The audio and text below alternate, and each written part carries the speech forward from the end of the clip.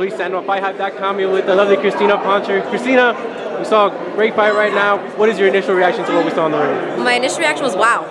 You know, wow, because I didn't think it was quite going to go down like that.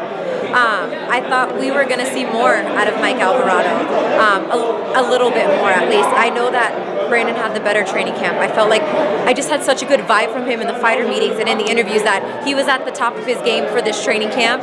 And you know, you hear every fighter say, "I've had the best training camp of my life." I mean, you know, you talk to him all day long, and everyone always says that. But I honestly, in talking with Robert, I believed them this time around, and I know that the Alvarado camp couldn't say the same thing, and that if that was any bit of a factor, that Brandon would win the fight. A lot of people are saying that's the old Brandon in there. Did you feel the same way? You say he looked different back to the old, is that the old Brandon? The old Brandon, like the Peterson Brandon, like the Acosta Brandon, like even the Anthion Brandon, that Brandon.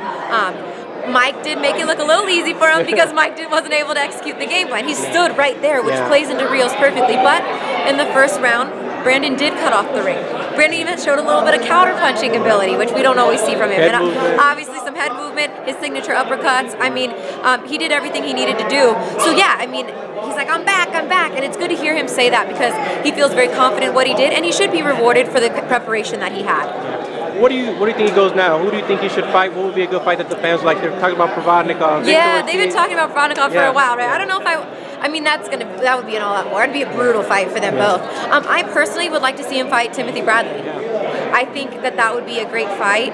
I know there's rumblings of Miguel Cotto, but I think the weight right now, I mean, maybe at like 150 if they could get Cotto to come down, maybe, but I don't know. I think maybe Tim Bradley that would be a good fight. I'd like to see that, you know.